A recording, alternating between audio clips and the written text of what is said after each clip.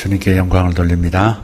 누가복음 7장 11절부터 17절 말씀까지 누가복음 7장 11절에서 17절입니다. 같이 합독하겠습니다. 그 후에 예수께서 나인이란 성으로 가실새 제자와 많은 무리가 동행하더니 성문에 가까이 이르실 때 사람들이 한 죽은 자를 메고 나오니 이는 한 어머니의 독자요 그의 어머니는 과부라. 그 성에 많은 사람도 그와 함께 나오거늘 주께서 과부를 보시고 불쌍히 여기사 울지 말라 하시고 가까이 가서 그 관에 손을 대시니 맨 자들이 서는지라. 예수께서 이르시되 청년아 내가 내게 말하노니 일어나라 하시매 죽었던 자가 일어나 앉고 말도 하거늘 예수께서 그를 어머니에게 주시니 모든 사람이 두려워하며 하나님께 영광을 돌려 이르되 큰 선지자가 우리 가운데 일어나셨다 하고 또 하나님께서 자기 백성을 돌보셨다 하더라. 예수께 대한 이 소문이 온 유대와 사방에 두루 퍼지니라. 아멘. 성경에는 예수님께 기름을 부은 사람 둘이 나옵니다. 한 사람은 0.45kg의 기름을 부었고요. 다른 한 사람은 약 34kg의 기름을 부었습니다. 전자는 마리아고 후자는 니고데모입니다. 그런데 대부분의 사람들은 0.45kg의 기름을 부은 마리아만을 기억하고 더 많이 부은 니고데모는 기억하지 않습니다. 왜 그럴까? 사실은 이 마리아는 몸을 파는 여인이었었죠. 그러다가 예수님을 믿었습니다. 이 마리아가 0.45kg의 향유를 가지고 있었는데 이 향유의 가치는 보통 남자가 1년 꼬박 일하고 모은 돈이라고 합니다. 그러니까 몸으로 일하는 사람이 일당을 받아서 살아가는 사람이 1년 쓰지 않고 모은 그 정도 가치가 있는 그런 향유입니다. 반면에 니고데모는 당시 예루살렘의 핵심 인물이었습니다. 당시 이스라엘의 종교 정치의 핵심인 70인 가운데 한 사람이었습니다. 소위 산헤드린 공회의 멤버였죠. 진리를 찾던 그는 은밀하게 예수님을 추종합니다. 그래서 예수님께서 십자가에 못 박히신 다음에 34kg이나 되는 그 기름을 가져와서 예수님의 시신 위에 부었습니다. 그런데 왜 전자는 잘 기억이 되고 후자는 잘 기억이 되지 않을까? 예수님은 마리아가 한 일은 두고두고 기억될 것이라고 말씀하셨어요. 복음이 전파되는 곳마다 이 여인이 내게 한 일, 이 0.45kg의 향유를 부은 이 사건을 두고두고 얘기하라는 것입니다. 그 차이가 뭘까? 단순합니다. 한 사람은 예수님이 살아계셨을 때 기름을 부었고 한 사람은 예수님이 돌아가신 후에 그렇게 했습니다. 마리아는 살아계신 예수님께 기름을 부었고 니고데모는 죽은 예수님께 기름을 부은 겁니다. 그래서 지금 축복하고 지금 칭찬하고 지금 격려하고 지금 위로하라는 것입니다. 사람은 산자밖에 위로 못합니다. 절대 죽은 자를 위로할 수 없는 것이 인간입니다. 그러나 우리 주님은 산자를 위로하시고 죽은 자도 위로하시는 하나님이세요. 죽은 자를 다시 살려서 위로도 하시고 죽은 영혼을 천국으로 데리고 가셔서 영원히 위로의 삶을 살도록 하시는 산자와 죽은 자를 동시에 위로하실 수 있는 전능하신 주님이야말로 참 위로자인 줄 믿습니다. 그래서 이 나인성의 이 과부의 안타까운 이야기를 가지고 무디 목사님은 이렇게 얘기를 합니다. 여기에 교훈이 있습니다. 가족을 잃은 사람들에게 우리는 얼마나 친절하고 사려 깊게 대합니까? 그리고 죽은 사람에 대하여 우리는 얼마나 좋은 말을 합니까? 그 좋은 말들 가운데 조금이라도 그 사람이 죽어 관 속에 들어가기 전에 해주었다면 훨씬 더 좋지 않았을까요? 그러면 그 사람은 무척이나 행복해 했을 겁니다. 어떤 사람들은 살아있을 때 섬기는 것보다 그가 돌아간 다음에 열심히 모시고 섬기려는 경향들이 있는 것 같습니다. 명절이 다가오면서 우리는 이런 것들을 생각하게 돼요. 가까운 사람 중에 그런 사람도 봤어요. 그렇게 제사 모시려면 내가 모시겠다. 그러면서 제사를 뺏어가다시피 해서 뺏어가는 분도 있는가 하면 나도 제사 모시겠다 해가지고 왜 장남만 모시냐?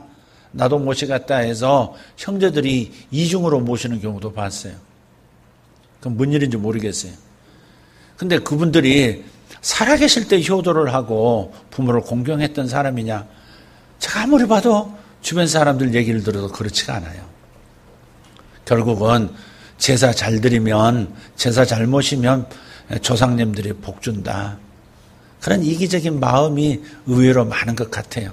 어쨌든 살아서 장미꽃 한 송이 주는 것이 그분이 돌아간 다음에 저와 한 다발 보내는 것보다 낫다. 결론은 그것입니다. 어차피 우리는 돌아가신 분들을 위로할 수는 없어요. 돌아가신 분들을 축복할 수는 없어요. 살아있는 그 상황에서만 위로할 수 있고 격려할 수 있고 칭찬도 할 수 있고 축복할 수 있는 줄 믿습니다. 지금 잘할 수 있기를 바랍니다. 오늘 위로하는 자가 되기를 바랍니다. 자,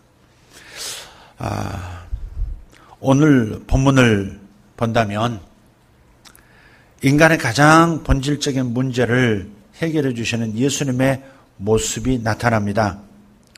아들의 죽음 앞에서 절망하는, 그것도 남편을 오래전에 잃고 아들 하나만 의지하고 독자만 의지하고 살았던 이 여인, 과부죠. 과부가 자기의 아들을 잃었어요.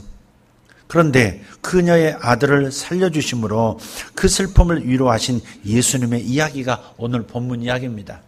한번 상상력을 발휘해서 머릿속에 한번 그려보시길 바랍니다. 외길이 있습니다. 시골길입니다. 저 멀리 성이 보여요. 그런데 그 한 길을 두고 이쪽에서 저쪽으로 가는 행렬이 있고 저쪽에서 이쪽으로 오는 행렬이 있어요. 한 행렬은 성 안에서 밖으로 나오고 있고 다른 행렬은 성 밖에서 성 안으로 들어가고 있습니다. 한 길에서 만난 두 행렬이에요. 한 행렬은 죽은 자를 따르는 장례의 행렬이고 죽음의 행렬입니다. 절망과 고통, 슬픔의 행렬입니다. 다른 행렬은 예수님을 따르는 생명의 행렬입니다. 기쁨이 있고 소망이 있고 위로가 넘치는 행렬이 한 길에서 마주 본 겁니다. 죽음과 생명이 서로 마주치게 된 것이죠. 그래서 오늘 이야기는 뭐예요? 죽음이 생명으로, 슬픔이 기쁨으로, 장례의 행렬이 축제의 행렬로, 절망이 희망으로 바뀌게 되었다는 얘기입니다. 이것은 죽음의 행렬에 참여했던 모두에게 주어진 주님의 위로였습니다. 아까도 말씀드렸지만 주님만이 죽음에서도 부활로 그리고 장례 행렬을 축제 행렬로 바꾸실 수 있는 분이라는 것. 죽은 자도 위로하실 수 있는 하나님은 산 자도 위로하실 수 있는 하나님이신 줄 믿습니다. 그렇기 때문에 가장 궁극적인 문제인 죽음의 문제를 해결해 주신 주님, 우리의 참전 위로자이심을 믿고 그런 위로자의 능력을 가지신 분이라면, 그렇다면 살아있는 우리도 능히 위로하시고 회복시킬 수 있는 주님이신 것을 믿으십시다. 오늘 이 예배 시간에 주님의 위로를 경험할 수 있기를 예수 이름으로 축복합니다. 주님께서 우리를 위로하실 뿐 아니라 주님이 또한 우리를 통해서 다른 사람들을 위로하기를 원하세요. 위로의 기술이라고 하는 책을 쓴 발 워커라는 분이 있습니다. 그분이 하는 말은 이것입니다. 슬픔을 위로하는 기술은 있다. 그렇지만 우리는 이것을 배운 적은 없다. 그런 말을 했어요.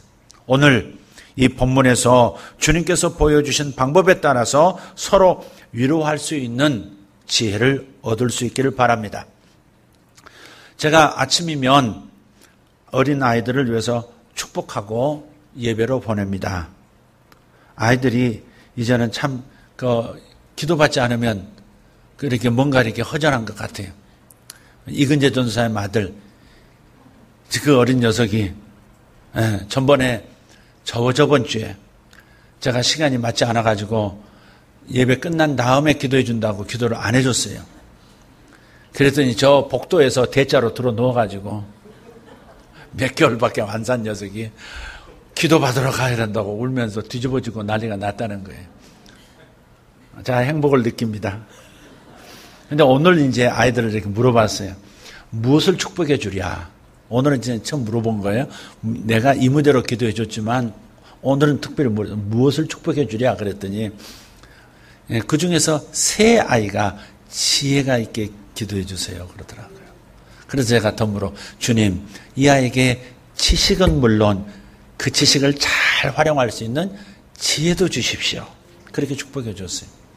대부분 아이들은 느닷없이 물으니까 아무거나 해주세요. 대부분 그러던데. 그래서 자꾸 자기가 뭘 원하는지에 대해서도 자기 자신을 알 필요가 있는 것이죠. 어찌됐든 오늘 사람을 위로할 수 있는 지혜를 오늘 본문의 예수님의 모습을 통해서 얻어보자 하는 것입니다. 첫째는 위로하되 마음으로 위로해야 합니다. 먼저 마음이 일어나야 합니다. 그런 말이 있어요. 마음이 일어나면 기도 일어난다. 그런 표현, 동양학적인 표현이죠. 마음이 일면 기도 일어난다는 거예요. 그래서 마음으로 먼저 위로하는데 주님께서 본을 보이세요. 13절입니다. 주님께서 과부를 보시고 불쌍히 여기사 그랬어요. 과부를 보시고 불쌍히 여기사. 드라마 대장금 아시죠? 얼마나 인기가 있었습니까? 특히 대만에서 인기가, 대장금이라 대만에서 인기가 있었는지 모르겠어요. 국회의원들이 대장금 복장을 하고 나선 국회의원들만 당선이 됐다는 거 아닙니까? 얼마나 인기가 있으면 그렇게 됐겠어요? 그래서 그 대장금에서 대장금 2가 지금 나온다는데 정상궁이 나옵니다. 가물가물하시죠? 박상궁? 김상궁? 아닙니다. 정상궁입니다. 이 정상궁 여기 누구냐면 돌아가신 여운계 씨 그분이세요. 근데 이 정상궁이 자기가 세상을 떠나기 전에 이 고참 상궁으로서 장금이에게 마지막으로 부탁하는 말이 있어요. 근데 그게 참 마음에 닿아요. 어릴 적 내가 본 화려한 궁은 허상이었어. 늘 사람이 바글거렸지만 궁은 외로웠다. 모두들 아마도 그 외로움에 지쳐 그렇게들 시기와 질투가 있었을 게야. 외로움에 지쳐 성은이라도 입어야겠다는 생각을 하니 아등바등했을 것이고 외로움에 지쳐 부라도 얻어야겠으니 남에게 빌붙었을 테고 외로움에 지쳐 권력이라도 얻어야겠으니 권모술수라도 써야 했겠지. 어여삐 여기거라. 불쌍히 여기거라. 이게 내가 너에게 해주고 싶은 마지막 말이다. 무슨 말입니까? 남에게 너그럽게 이해해주는 마음, 남을 긍휼히 여기고 어여삐 여기는 마음, 즉 사랑하는 마음을 가지라는 얘기 아니겠습니까?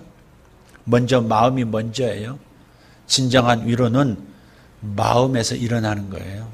마음에서 출발하는 겁니다.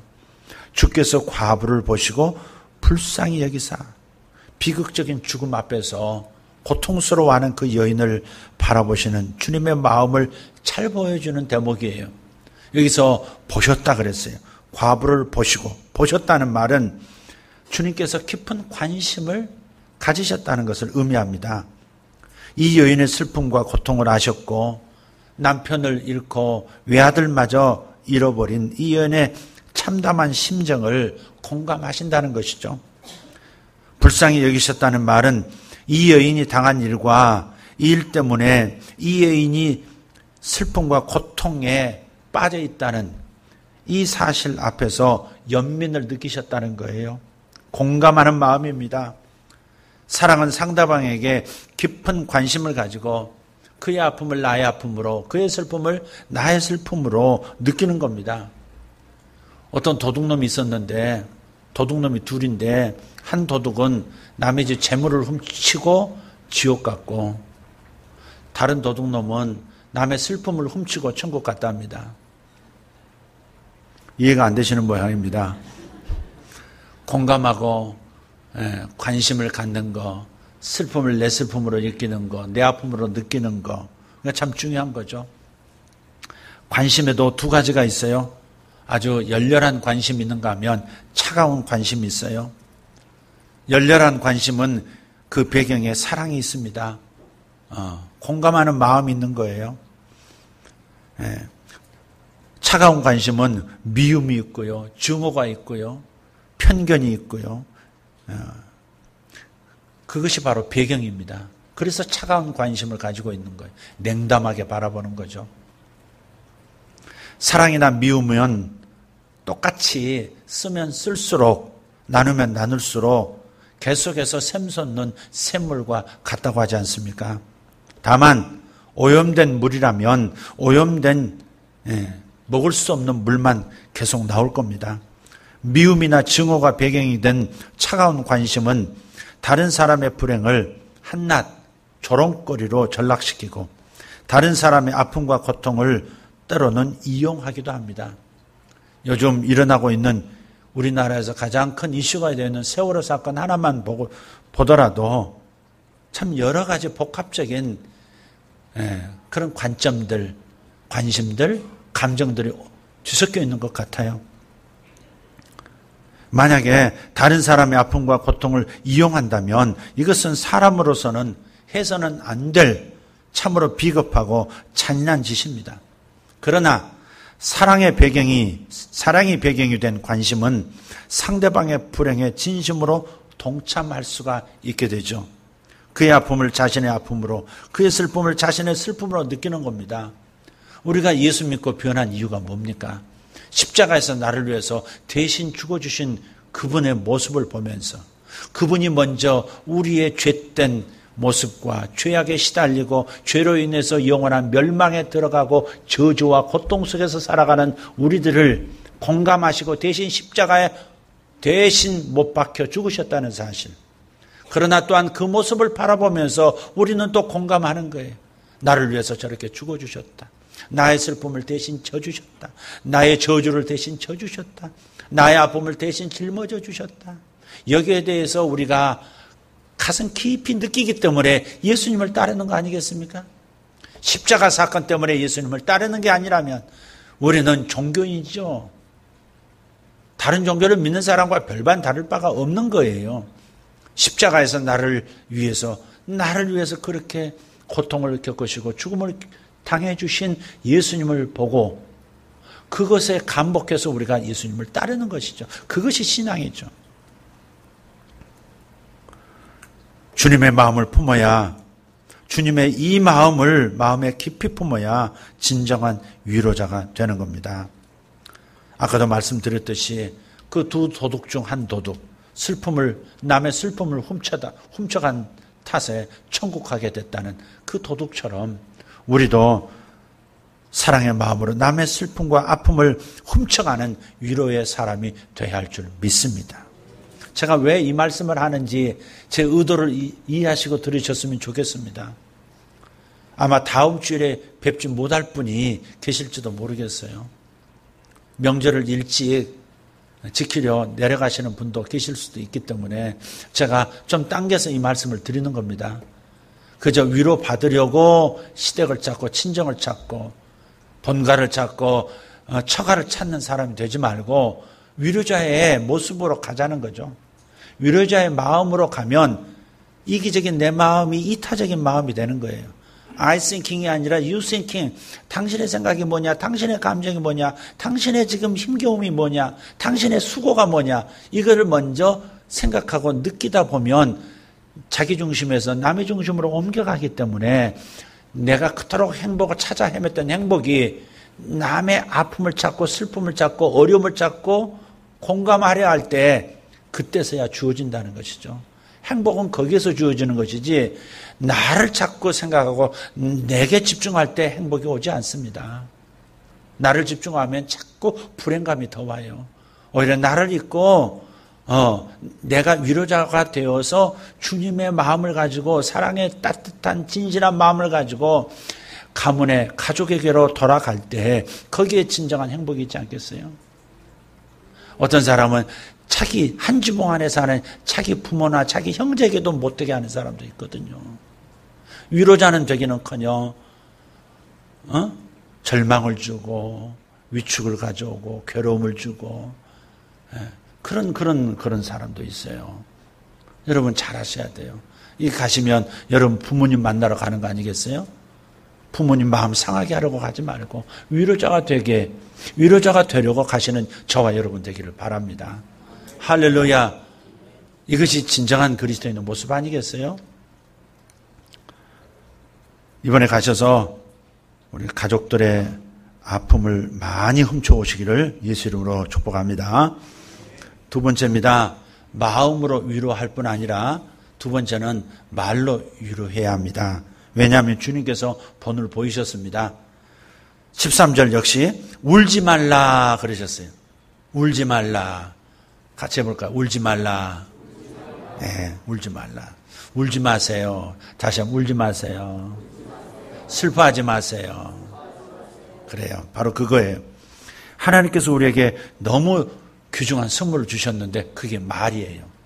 말이 없었다면 인간이 이 푸른 별에서 주인 노릇 못했을 겁니다. 정말 앵무새가 인간보다 말을 더 잘하는 그런 피조물이었다면 앵무새가 세상을 지배하고 있을 거예요. 말이라는 건 굉장히 큰 선물이에요. 그런데 말도 관심과 마찬가지로 마음과 마찬가지로 사랑이 배경이 된 말은 사람을 살리는 도구가 돼요. 그런데 미움이나 증오나 시기가 배경이 되는 말은 사람을 죽이는 도구가 돼요. 격려와 칭찬은 사랑이 배경이 된 말입니다. 위로의 소중한 도구입니다. 누구나 격려의 말을 듣고 칭찬의 말을 들으면 위로를 받죠. 그렇지 않겠습니까? 어떤 사과가 있었습니다. 근데 부도가 났어요. 많은 빚을 지게 됐죠. 부도가 난 날 가족들을 보면 면목이 없어가지고 하루 종일 바깥에서 고민하고 돌아다니다가 밤늦게 다 자겠거니 하고서 집에 들어왔어요. 그런데 집에 와서 보니까 집 안팎에 불을 환하게 켜놓고 따뜻한 미소로 아내가 남편을 맞는 겁니다. 그리고 잠깐 눈을 내리깔고 기도하더니 이렇게 말을 건넸습니다. 세상 모든 사람들이 당신을 손가락질은 한다고 해도 나는 당신의 진실을 믿어요. 비록 부도가 나서 많은 빚을 졌지만 당신의 진실은 부도나지 않았다고 나는 믿습니다. 나는 당신이 다시 일어날 것을 확신합니다. 그 옛날 욥이 다시 하나님의 복을 받아서 일어난 것처럼 당신도 하나님의 은혜로 다시 일어날 것입니다. 그리고 나와 아이들은 변함없이 당신을 사랑할 거예요.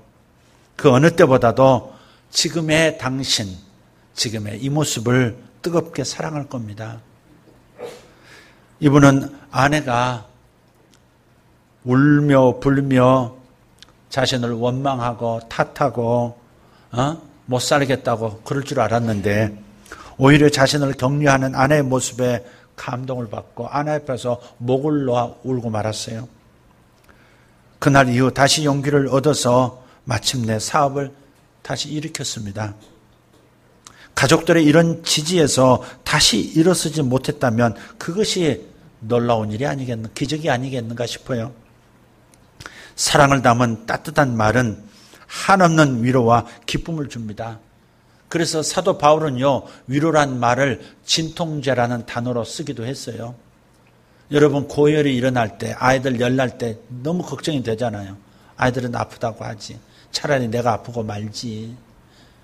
내가 10배로 아파도 얘는 안 아팠으면 좋겠다. 그럴 때가 있잖아요. 근데 그 타이레놀 같은 그런 해열제 하나만 먹어도 고열의 고통에서 해방이 된다는 말이에요. 저도 가끔 목이 붓거나 어떤 일 때문에 열이 날 때 그 알약 하나 먹고 열이 내리고 고통에서 자유가 오면 말이죠. 그 약이 얼마나 고마운지, 의사가 얼마나 고마운지 몰라요. 여러분도 아마 그러실 거예요. 그런데 마음의 진통제도 있다는 겁니다. 고통당하고 슬픔에 쌓인 사람들에게 진통제가 있다는 것. 그게 바로 위로라는 겁니다. 진실과 따뜻함이 어려있는 위로는 그거는 진통제입니다. 자, 그래서 우리가 이런 말을 잘 전해야 되겠다. 그 전에 제가 이 비유를 드린 적이 있습니다. 어느 이민 부부가 있는데요. 초등학교 1학년 아이인데 얘가 학교를 조금 다니다가 학교를 가기 싫어하는 거예요. 특히 체육 시간에 안 가고 싶다는 거예요.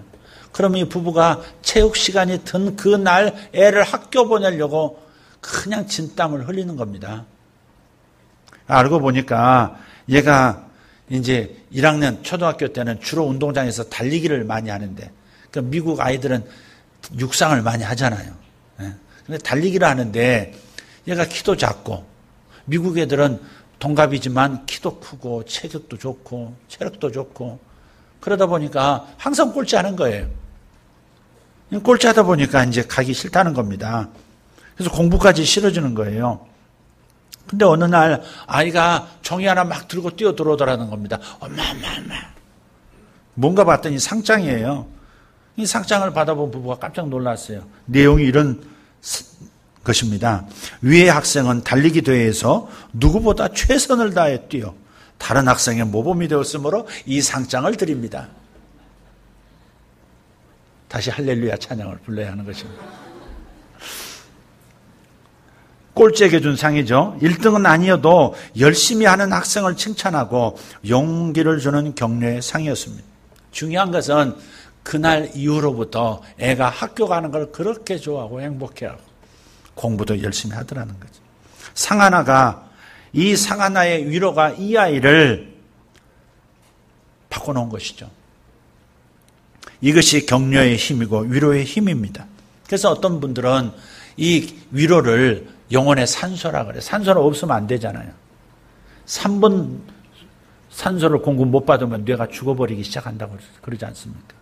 그러니까 산소는 물보다 더 중요한 것이라고 할 수도 있죠. 그죠? 네. 그래서 이 위로라고 하는 것이 영혼의 산소라는 거예요. 격려가, 위로가 우리 삶에 그만큼 절실하다 하는 것입니다. 칭찬도 마찬가지. 칭찬도 위로가 될 수 있고 칭찬이 격려가 될 수 있거든요. 칭찬도요, 현재 칭찬이 있고 미래 칭찬이 있어요. 현재 칭찬은 뭐냐? 실제로 보이는 부분, 지금 알 수 있는 그 부분을 그에게 인정해 주는 거예요. 너는 수학을 잘하지 않니? 너는 체력이 있지 않니? 너는 예쁘게 생겼잖아. 당신은 목소리가 참 감성적이세요. 이건 실제적인 거예요. 현재 실제 있는 거예요. 그것을 드러내서 그에게 얘기해 주는 거. 그게 현재 칭찬이에요. 그 현재 칭찬만 칭찬이 아니에요. 미래 칭찬도 있어요. 가능성. 그 안에 있는 잠재력, 가능성을 찾아서 발견하고 끄집어내 주는 거예요. 그게 참 격려하는 게 참 중요하죠. 네. 칭찬하는 게, 이런 미래 칭찬이 참 중요해요.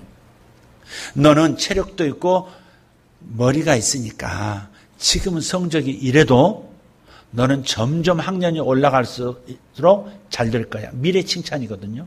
가능성을 보고 그 잠재력을 보고 칭찬해 주는 거. 이건 예견이고 예언도 될 수 있어요. 야곱이 자식을 축복할 때 이렇게 얘기해요. 요셉을 향해서는 요셉의 가지가 담장을 넘었도다 그래요.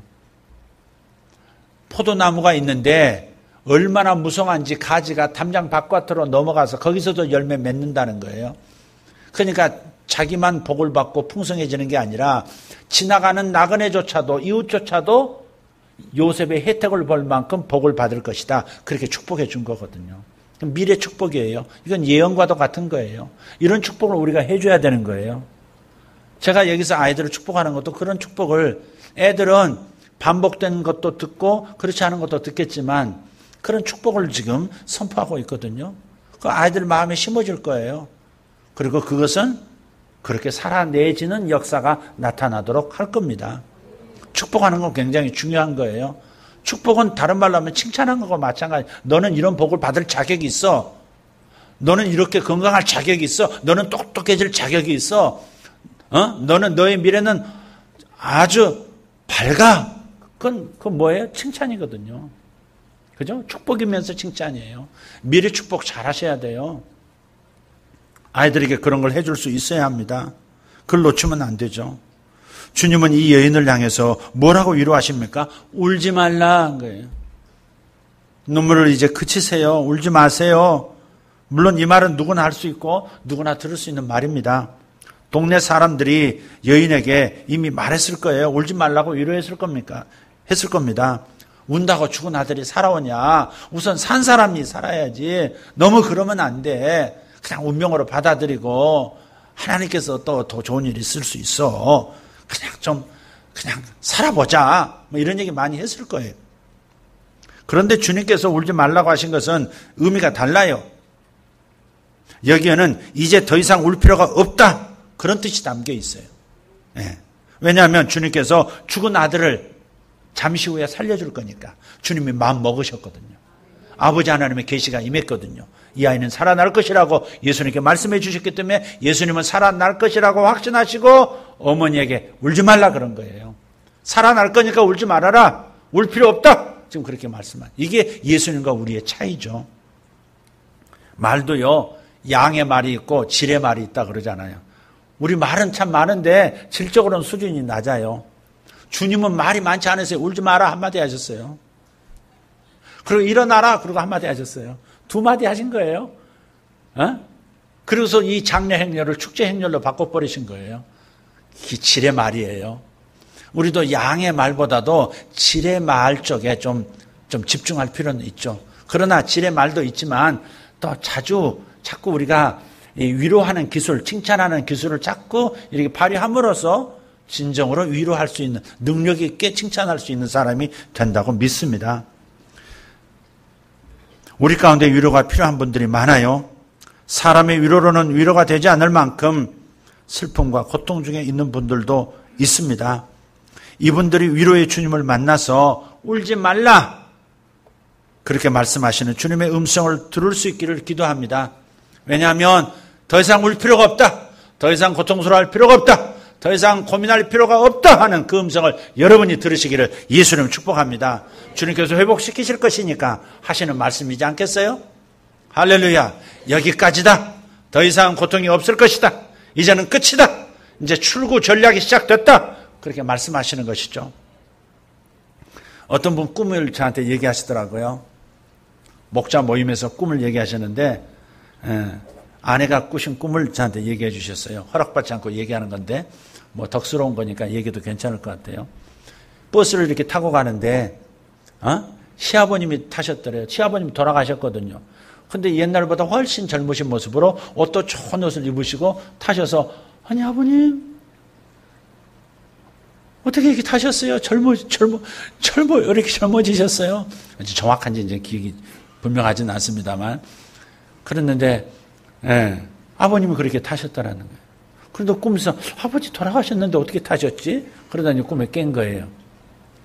그것은 그런 꿈들은 지금 버스가 이렇게 간다 하는 것은 뭐냐면 자기가 중요하게 생각하는 어떤 일이 지금 진행되고 있는 거예요. 사업이 됐든 사역이 됐든 어떤 일이 지금 진행되고 있는 거예요. 자기 장사 문제일 수도 있고 자기 취업 문제일 수도 있어요. 자기의 어떤 일이 진행되고 있는 거예요. 그런데 시아버지가 타셨어요. 근데 좋은 모습이세요. 시아버지 비롯해서 시어머니, 할머니, 할아버지 할 것 없이 연세 드신 분이 꿈에 나타나시거든. 그분들은 우리를 안내하는 천사처럼 생각하면 돼요. 나를 이끌어주는 어떤 힘, 하나님이 나에게 나를 잘되게 하기 위하여 파송하신 어떤 힘, 그게 존경하는 분들, 어르신들로 나타나요. 그래서 태몽도 할머니가 나타나셔서 딸기를 건네준다든지 파마를 던져준다든지 그러잖아요.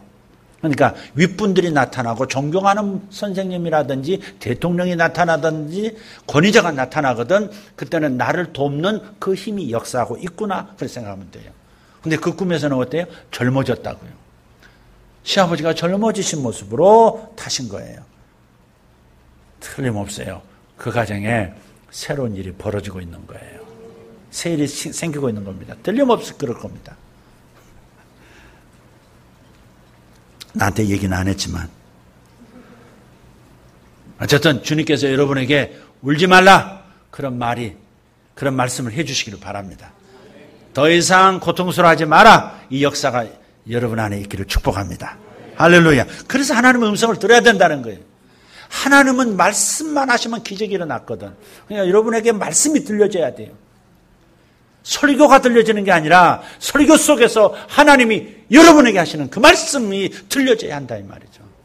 그 말씀 한 말씀 들으려고 설교를 듣고 찬양하고 기도하고 예비하고 예물 드리고 막 그러는 거예요. 그러면 기적이 일어나요. 은혜가 임하는 거예요. 자, 첫째는 마음이 일어나는 것이 위로고요. 마음으로 위로하는 것이고 두 번째는 그 마음에서 일어나는 위로의 생각을 말로서 하는 것이다. 말씀드렸어요. 세 번째 마지막으로 행동으로 위로할 수 있습니다. 행동. 14절입니다.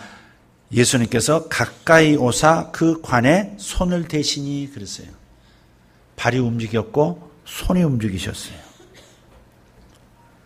뇌수술을 받으러 가는 한 남자분이 있었어요.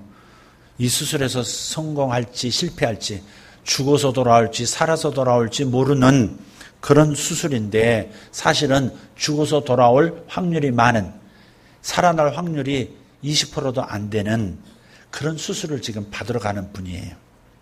마음을 가누질 못하고 차에 올라서 집을 나섭니다.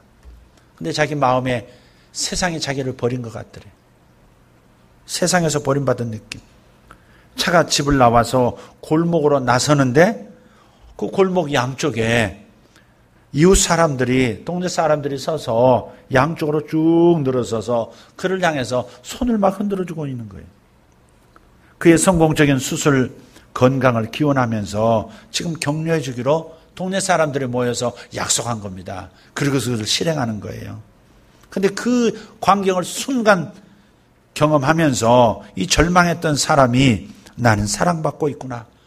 아, 이 세상 정말 진짜 살고 싶다. 그런 마음이 들더라는 겁니다. 희망과 용기를 가지고 치료를 받았습니다. 이웃의 이런 작은 사랑의 행동이 절망하고 있는 사람에게 큰 위로가 되는 것입니다. 세상에서 이만큼 의미 있고 아름다운 일이 어디 있겠습니까? 나의 작은 사랑의 그 행동이 다른 사람에게 위로가 될 수 있다면 이것보다 아름다운 일이 어디 있겠는가 하는 겁니다. 우리는 하늘을 이 땅에 공급하는 사람들입니다. 하늘 문화, 에덴 문화를 이 땅에 공급하는 사람들이에요. 그래서 여러분이 하나님의 위로를 받은 사람들 아닙니까? 저와 여러분은 하나님의 위로를 받고 사는 사람이에요. 그렇다면 우리도 작은 위로를 이웃과 나눠야 하는 것입니다. 주님의 관심이 이 여인에게서 죽은 청년에게로 향하셨고 그래서 주님의 발걸음이 관을 향했고 주님의 손이 관에 손을 대게 만든 겁니다. 그리고 청년을 향해서 일어나라고 명령하셨어요. 주님은 단지 이렇게 말씀만 하셔서도 그 죽은 청년을 살아나게 하실 수 있는데 무덤에 가서도 나사로의 무덤에 가서도 나오라 했을 때 죽은 시신이 일어나서 마치 강시처럼 펄쩍펄쩍 뛰어가지고 천에 매여가지고 말이죠. 이렇게 나올 만큼 명령만 해도 일어나게 하실 수 있는 분인데 왜 굳이 다가가셔서 관에 손을 댔을까? 행렬을 멈추라는 의미도 있었겠지만 그러나 이미 행렬은 멈췄을 거예요. 어머니 과부에게 계속해서 대화를 했기 때문에 행렬은 이미 멈춘 거예요, 지금. 그런데 손을 대셨다. 가까이 가셨다는 것은 다른 의미가 있는 거예요. 주님의 뜨거운 마음입니다. 뜨거운 관심이에요. 원래 율법에서는요, 시신을 만져서도 안 되고 장례식에서 관에 손을 대는 것은 금기예요. 부정한 사람이 되어 하나님 앞에 설 수 없는 사람이 되어서 이분이 성전에 가서 예배 드리려면, 그러려면 이 사람은 반드시 제물을 가지고 와서 속죄 제사를 드려야 돼요. 양 한 마리 잡아서 드리고 속죄 제사 드리고 그 다음에 다시 정상적으로 하나님 앞에 가서 예배할 수 있고 기도할 수 있는 사람 자격이 주어져요. 근데 주님께서는 율법을 어기면서까지 이렇게 관에 손을 대셨다. 이것은 그 순간은 그만큼 그 청년에게, 그 불쌍한 가족에게 뜨거운 마음이 있으셨고 뜨거운 열정이 있으셨다는 것이죠. 율법 따위가 중요한 게 아니었어요. 막는 겁니다. 가끔 그럴 때가 필요해요. 법보다도 뭔가가 중요할 때가 있어요. 그죠? 너무 법 원칙만 해서도 안 될 때가 있어요. 그러니까 뭔가 어느 순간에는 정말 그 어떤 것들을 선을 넘으면서까지도 뭔가를 보여줄 수 있다고 하는 것은 그냥 귀중한 어떤 메시지가 될 수도 있는 것이죠. 주님께서 그만큼 그를 사랑하셨다는 얘기입니다. 주님의 간섭하심이죠. 이 여인의 문제에 직접적으로 자기 손으로 간섭하시겠다는 겁니다. 보시고 불쌍히 여기시고 울지 말라는 위로의 말씀도 간섭하시는 것이지만 손을 대신 것은 구체적인 사랑의 행동이고 보다 진실한 사랑이 담겨 있다는 행동이죠. 이와 같이 주님의 뜨거운 사랑하심, 이 사랑의 만지심이 기적을 낳은 것입니다. 우리도 순간순간 주님의 이러한 사랑의 만지심을 경험할 수 있기를 예수 이름으로 축복합니다. 주님이 만져주시기를 축복합니다. 여기에서 회복의 역사가 일어나고 기적의 역사가 일어나고 치유의 역사가 일어나고 위로의 역사가 일어나는 겁니다. 우리 초자연적인 것을 빼고서라도 사람 사이에도 마찬가지입니다. 사랑의 만짐을 통해서 위로를 받습니다. 말보다도 말 없는 사랑의 만짐이 훨씬 더 효과를 드러내기도 합니다. 그렇기 때문에 주님처럼 사랑의 관심을 구체적인 사랑의 행동으로 보여줄 수 있기를 바랍니다. 저쪽에 너무 어려운 일을 당했어요. 만나서 전화하기도 민망할 때가 있어요. 그죠? 근데 어떤 분은 참 재치가 있죠. 어디 백화점을 다니다가 슬퍼하는 천사들이라는 그 그릇 세트를 본 거예요. 왜 슬퍼하는 천사들일까? 아마 거기서 유리잔이 맑은 소리를 내기 때문에 그 소리가 슬픈 천사의 소리처럼 들려서 그랬는지는 몰라도 그 세트 잔의 이름이 슬퍼하는 천사들이라는 유리잔이었어요. 그걸 싸가지고 포장을 잘해서 그에게 보낸 거예요. 전화 한 통 없이 그냥 자기 이름 하나 써서 그냥 그 잔을 보냈는데 그 수많은 사랑하는 사람을 잃은 그 가정에 그 수많은 위로의 전화, 메일들이 얼마나 많았겠어요. 그런데 가장 큰 감동을 받았다는 거예요.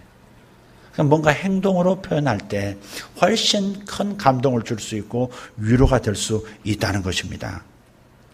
자, 그래서 주님처럼 사랑의 관심을 구체적인 사랑의 행동으로 보여줄 수 있는 저와 여러분 될 수 있기를 바랍니다. 나는 그냥 한 일인데, 작은 일인데 어떤 사람에게는 그것이 새로운 삶을 위한 동기가 될 수도 있어요. 이것이 바로 이 세대 가운데 가득 찬 죽음의 행렬을 생명의 행렬로 변화시키는 일이 될 것입니다. 우리는 죽음의 행렬을 중단시키고 생명의 행렬로 바꾸도록 부름받은 사람들이거든요. 그런데 내가 던진 작은 위로의 말과 보여준 마음 그리고 구체적인 작은 행동이 그 사람의 죽음과도 같은 마음이 살고 싶다는 마음으로 바뀔지 누가 알겠느냐 하는 것입니다. 바로 그것이. 그래서 우리가 명절 때 갑니다. 여러분들 만날 거예요. 여러분 트라우마도 있을 거예요. 주부 트라우마, 며느리 트라우마도 있을 거고 그 며느리와 시댁 사이에서 갈등하는 남편 트라우마도 있을 거예요. 그렇지만 다 다 내려놓으시고 위로자로 가겠다. 그 마음만 먹으십시오. 위로자로 이번에 가리라. 그래서 어머니를 볼 때, 아버님을 뵐 때, 시동생을 볼 때, 장모님을 볼 때 다 뭘 생각해요? 위로할 말씀이 뭘까? 칭찬해 드릴 말씀이 뭘까? 축복할 수 있는 말이 뭘까? 같이 짐을 질 수 있는 부분이 뭘까? 위로자로 선다면 행복한 명절 될 겁니다. 할렐루야. 돌아올 때도 행복 가득히 안고 돌아오는 저와 여러분 될 수 있기를 축복합니다. 기도하십시다.